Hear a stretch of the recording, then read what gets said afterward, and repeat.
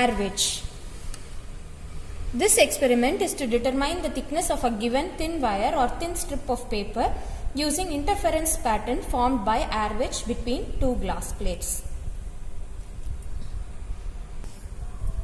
Materials and apparatus required are two optically plane rectangular glass plates,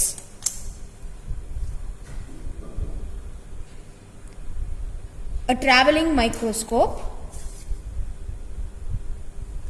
a sodium vapor lamp, 45-degree inclined glass plates, thin wire or thin strip of paper. A very thin wedge-shaped air film can be formed by placing a thin piece of paper between two glass plates L1 and L2 at one end B, with the glass plates in contact at the other end A, as shown here.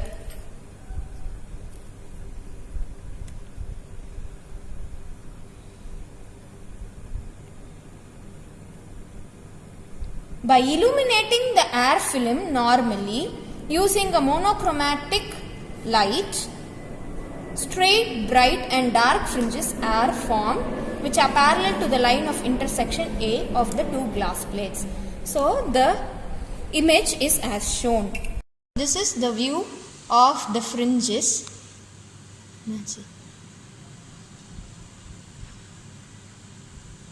So this is the view of the fringes as observed in the eyepiece of your travelling microscope.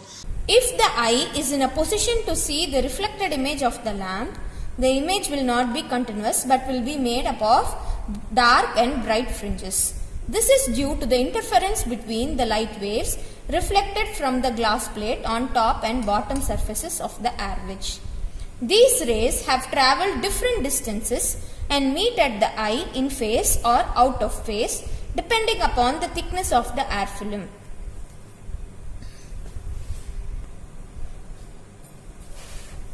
So next we will see about the procedure to perform the experiment.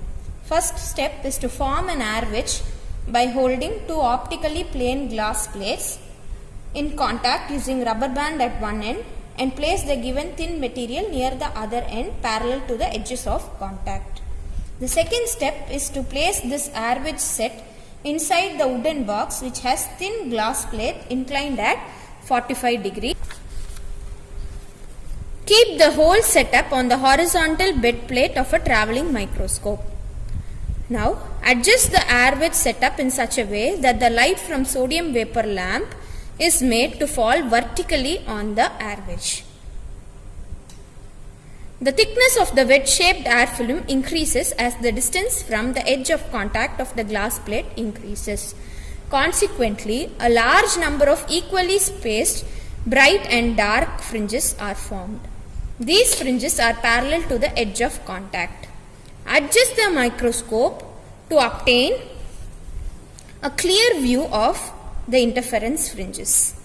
Focus the microscope onto the fringes and adjust to make the vertical cross wire to coincide with the center of one of the dark fringe as shown.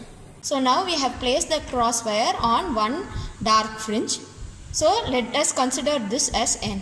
So we will note down the travelling microscope reading for this fringe.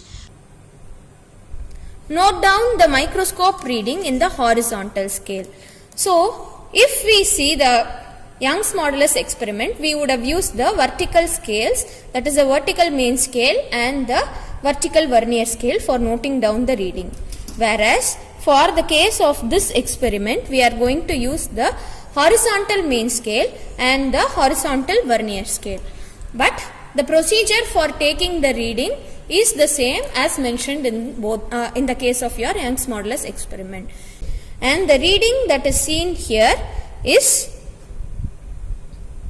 3.4 for MSR and your VSC value is 49. Now we are going to move the fine adjustment screw and take the cross wire to your n plus third fringe. So if we start from the nth fringe, we are going to count as shown. After noting down the reading of the main scale and the vernier scale, we will now adjust the screw, that is the fine adjustment screw, and move to the n plus third fringe. So let me count now. So n plus 1, n plus 2, n plus 3. So now we are placing the crosswire on the n plus third fringe, and again we are going to note down the main scale reading and the vernier scale coincidence. Here your main scale reading is 3.45 and your vernier scale coincidence is 42. Now we are going to adjust the fine adjustment screw and make your crosswire coincide on your n plus 6th fringe. N plus 4, n plus 5, n plus 6. Now the readings are 3.5 for your main scale reading and your vernier scale coincidence is 45. Next we will move to the n plus 9th fringe, n plus 7, n plus 8 and n plus 9.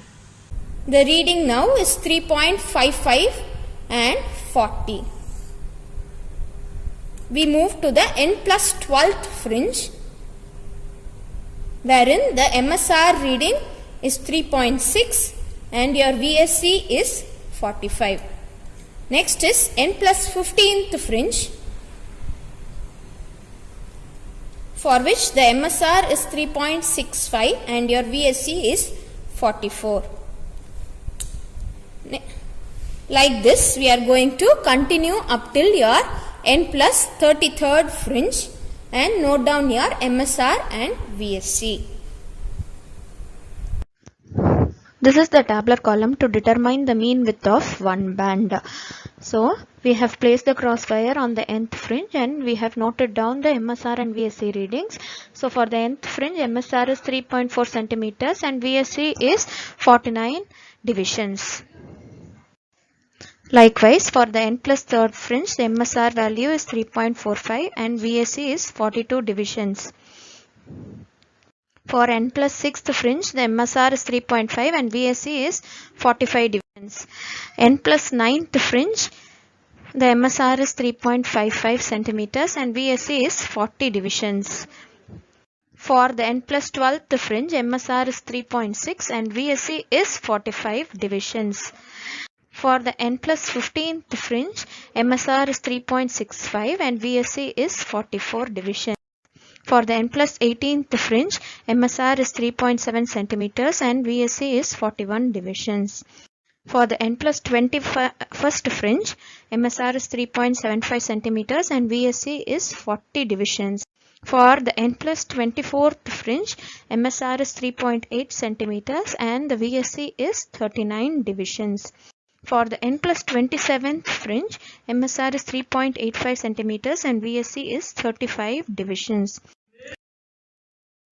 N plus 30th fringe, the MSR is 3.9 centimeters and VSC is 40 divisions. And finally, for the n plus 33rd fringe, MSR is 3.95 centimeters and VSC is 36 divisions.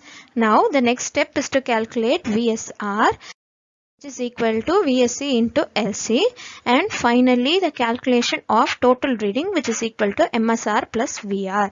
So VSR, so we have shown the calculation for the nth fringe alone here.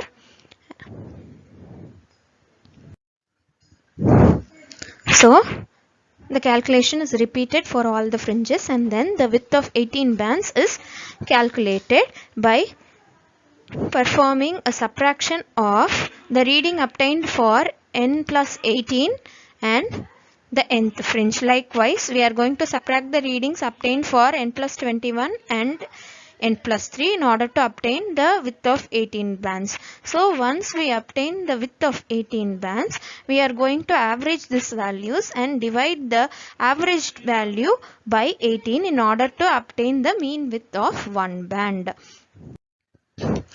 So after obtaining the mean width of one band, which is beta, we are now going to substitute the values in this formula and